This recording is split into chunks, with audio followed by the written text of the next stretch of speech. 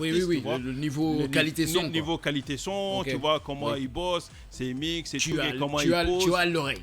L'oreille, comme on dit. Tu as l'oreille, oui. Donc, tu vois, j'écoute pas mal ça. Oui. Et après aussi, je regarde aussi, bien sûr, la popularité de l'artiste, oui. tu vois. Ouais. Et à part ça aussi, je regarde aussi au niveau des ambitions, tu vois. Mm-hmm. Parce que moi, en fait, par exemple, quand il s'agit des artistes hip-hop et autres, tu vois, je veux bien qu'il soit quelqu'un de très... qui en veut, quoi. Oui. Tu vois. Parce que de l'autre côté, c'est pas... par exemple, bon, il y a plein d'artistes avec qui je parle, des fois je dis, mais... ok, les gars, vous faites toujours comment on appelle, des mixtapes et autres, tu vois, c'est ce que je veux dire. Oui. C'est bien, c'est cool, tu vois, mais ça suffit pas, tu vois. Il faut plus que ça. Il faut être plus professionnel. Il faut aussi sortir des albums, par exemple, tu vois. Avoir une nouveauté, quelque chose de nouveau à proposer, tu vois. Okay. Parce que au niveau des médias, ça ne pardonne.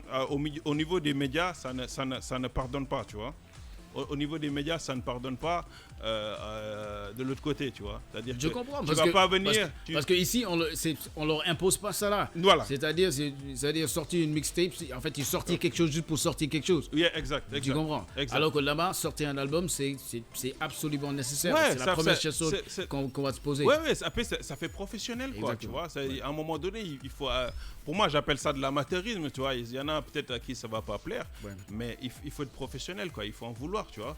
C'est-à-dire que d'ailleurs, c'est ce que je trouve, par exemple, comme problème niveau hip-hop, quoi. Tu vois, parce que pendant peut-être 10 ans, c'était souvent le même problème, quoi. C'est-à-dire que les gens, ils sortaient des mixtapes, des mixtapes, mais après, finalement, ils sortaient rien de professionnel, pas de produit fini. Voilà. Tu vois ce que je veux dire? Si tu portes pas de produit fini, mais comment tu vas intéresser des festivals et autres, quoi. Tu vois, parce que là, je parle même pas de moi personnellement, mais tu vas en Europe, tu vois, tu dois présenter au moins un scud, quelque chose, un album fini, où tu vas présenter ça aux médias, aux télé, aux radios. Tu vas ramener quelque chose, quoi, tu vois. Et une mixtape, ça ne fait pas. Non, mixtape, non, c'est bon pour le début, tu vois, mais tu peux pas vivre continuellement de mixtape, tu vois. Il faut en vouloir faire des produits avancés et voilà, quoi, tu vois. Moi, donc je me base sur tous ces facteurs-là. Par exemple, quelqu'un qui a une bonne popularité, en fait, où je suis sûr aussi qu'il va remplir aussi des salles, hein, parce que c'est pas évident. Tu peux remplir un stade ici, un truc à 2000 personnes. T'arrives sur Paname, t'arrives pas à remplir une salle de 100 places, hein. Oui, j'imagine. mais c'est par rapport à ça que tu choisis aussi, parce que tu veux quand même faire quelque chose de bien. Oui, non seulement je veux faire quelque chose de bien, mais aussi on est dans le business, tu vois. J'ai envie de faire quelque chose où je gagne et aussi l'artiste y gagne. Okay. Parce que souvent le problème de beaucoup de promoteurs, c'est que des fois ils prennent des risques, mais dingues. C'est-à-dire ils viennent, ils prennent un artiste et ils se plantent complètement. Tu vois ce que je veux dire? Et après, tu as pris l'artiste, il faut que tu le payes. Oui, tu vois ce que je veux dire? Il faut que tu payes la salle. Il faut que tu payes pas mal de frais. Tu vois ce que je veux dire? Si tu t'en sors pas, comment tu fais? Et la plupart du temps, c'est que les gens, souvent, ils se montrent. C'est-à-dire qu'ils vont venir, ils vont filmer une partie de la scène. On va dire, ouais, le truc était plein, tu vois. Tu vois ce que j'ai dit? C'est ce que je te disais tout à l'heure, j'en ai vu. Hein. Tu vois, il dit, oh, c'était plein, non, concept, il fait son, non, il tu vois, tu vois. Alors que il y avait 2-3 pélos qui marchaient sur la, tu vois. C'est clair. Et ça le fait pas. Ouais. C'est pour ça, il y a plein de promoteurs, des fois, tu les entends, et quelques temps plus tard, tu les entends plus. Parce qu'ils sont éteints. Tu vois ce que je veux dire?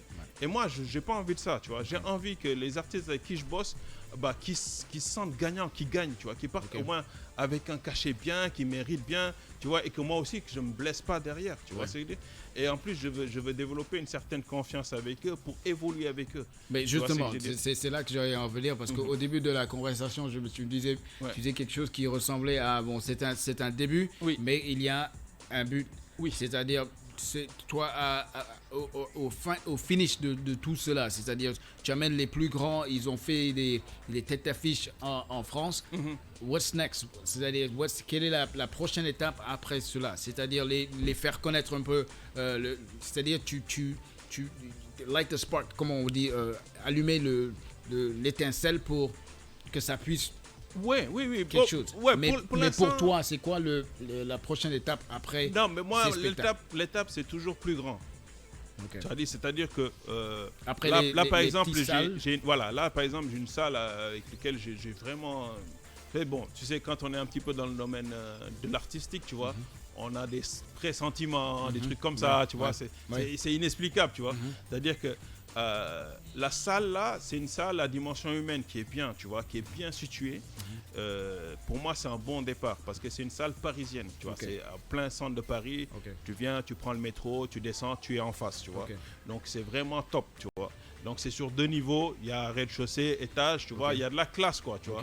C'est-à-dire que déjà, tu as un côté valorisant, tu vois, parce que moi, j'aime bien valoriser quoi, tu vois, parce qu'il faut valoriser vraiment. Et c'est une excellente expérience pour eux aussi, parce que tu leur permets de rêver, en fait, et d'espérer et de penser qu'ils peuvent aller beaucoup plus loin que juste se limiter à l'Afrique ou juste le Sénégal. Parce que c'est le but ultime, parce que moi, j'ai eu à l'époque, déjà, j'avais un studio ici au Sénégal, ça s'appelait le studio Duplex, tu vois ce que je veux dire. Donc du coup, j'ai rencontré pas mal d'artistes, mais à chaque fois, le rêve de chaque artiste, c'est d'exporter sa musique, quoi. Exactement. Tu vois, de l'amener au-delà des frontières. Tu vois, et donc c'est toujours resté sur le fond de ma, tu vois, au fond de ma tête, tu vois, je me disais, il faut bien que quelqu'un le fasse, parce que le rêver et espérer que quelqu'un va parachuter et venir au Sénégal pour vous dire viens en France, on va aller gagner beaucoup d'argent. Ça risque pas d'arriver. Non, c'est ça, quoi, c'est ça. Et donc du coup, c'est une bonne salle, tu vois, en fait, qui est connue pour être une salle de lancement d'albums. D'accord. Tu vois. Parce que moi, je l'avais choisi aussi par rapport à ça.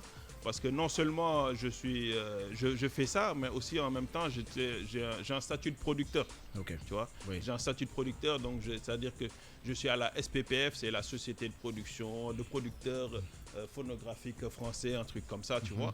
Et cette salle-là, elle en fait partie, tu vois. C'est une salle qui est reconnue pour des lancements d'albums, tu vois. Donc c'est vraiment très très valorisant, tu vois. Il nous faut 4 autres personnes comme vous. Ah ouais. Non, je vous jure, hein. Parce que ce que vous dites, c'est ce que les artistes ont toujours rêvé d'avoir. Oui. C'est vraiment, c'est complet. C'est pas juste aller en France. Non, c'est vraiment ça, quoi. C'est pas juste d'Em France. Non, pas d'Em France ou je suis en France, truc comme ça. C'est comme un tremplin en fait au niveau international, tu vois, et une ouverture, tu vois. C'est pour ça, en fait, moi, c'est intéressant comme salle, tu vois, parce que, tu vois, si l'artiste, il est bien, tu vois, qu'il suit vraiment le processus, il a toutes les chances de gagner ce pari-là, tu vois. Tout à fait. Et par exemple, ce que je dis, c'est-à-dire que là, first step, c'est d'amener des artistes, mais vraiment qu'ils méritent, qui en veulent vraiment, tu vois, qui se battent. C'est pas les artistes qui vont t'appeler pour des grands, s'il te plaît. Non, t'inquiète, c'est clair que mais tu en reçois. J'en reçois. Oui, ça c'est clair. Non, j'en reçois des artistes des fois qui m'appellent. Non, c'est clair. Tu vois, qui veulent. Non, tu vois. Oui. Parce qu'il y a quelque chose que toi aussi tu cherches. Alors si tu te permets de faire ça, tu tombes dans. Après moi aussi je vais couler. Tu vas disparaître. Et moi j'ai pas envie de couler. J'ai envie de marcher autant que les artistes, tu vois. Parce que moi aussi je prends des risques en fait, tu vois. Tu vois, et j'ai envie aussi de réussir et surtout j'ai envie de faire avancer la musique, quoi, tu vois. Et c'est pour ça, en fait, j'ai pris, par exemple, cette salle. Le first step, c'est ça, c'est de prendre des artistes émergents qui cartonnent ici, tu vois, qui ont vraiment de l'envie, qui ont envie de faire des choses, qui sont sérieux aussi. Parce qu'il y en a, tu vois. Oui, tout à fait. qui sont sérieux. Ils restent disparaître. Voilà, il y en a qui veulent disparaître, tu vois. Donc ça, c'est le problème de beaucoup de promoteurs. Les cadets, là, les Farakata. Ça, c'est... tu vois. Alors que la France, il n'y a rien, tu vois. Il n'y a que le McDo, il fait froid. Voilà, il fait froid, c'est pas bon. Nous, on veut rentrer au pays. Moi, je visite. Donc... il n'y a rien de mieux que ce soit. What's next? C'est quoi le prochain? Ou bien c'est un secret? Tu prépares qui? Le prochain événement, c'est avec quel artiste? Ou bien on peut pas encore dire. Ça se prépare. Non, il y a des choses qui se préparent en coulisses, tu vois. Mais là, par exemple, j'ai eu à bosser, je vous ai dit déjà avec Takeifa, j'ai bossé avec Elzo Diamdong, on a fait le ZEP de Belleville, ça s'est bien passé. J'ai fait, évidemment, voilà. Il y a Deep Dunugis, tu vois, ça s'est bien fait. Là, c'était un gros carton parce que il a vraiment ouvert aussi quelque chose parce que il a fait guichet fermé 2 jours avant la date, quoi. Wow. C'est qui est fou, quoi. Tu vois, c'est-à-dire que ça s'est pas fait depuis, je sais pas. Oui, je sais ça même s'est pas fait. Tu vois, ça s'est pas fait. ça s'est jamais fait. Ça s'est jamais fait. Oui. Tu vois, et c'était un vrai combat parce que moi, c'est ce que je voulais, quoi. Je voulais vraiment. C'est un artiste que j'aime bien comment il est engagé. En fait, je vais pas dire que je n'ai jamais eu l'occasion. Je pense que j'ai eu plusieurs occasions, mais je pense que le moment est venu qu'on fasse un face à face lui et moi pour qu'on on voit où il est dans sa tête. Mais effectivement, j'entends que des bonnes choses par rapport à sa façon de travailler, son professionnalisme. Non, puis il est bien entouré en fait. Hein, tu vois, c'est ça qui est important. C'est pour ça, tu vois, il y en a plein des gens en fait qui disent le mec il est franc-maçon. Mais non, mais les mecs ils bossent, c'est tout. Les gars ils travaillent, ils sont dans une équipe, chacun a son rôle et chacun fait bien son rôle et puis ils sont engagés à fond, tu vois.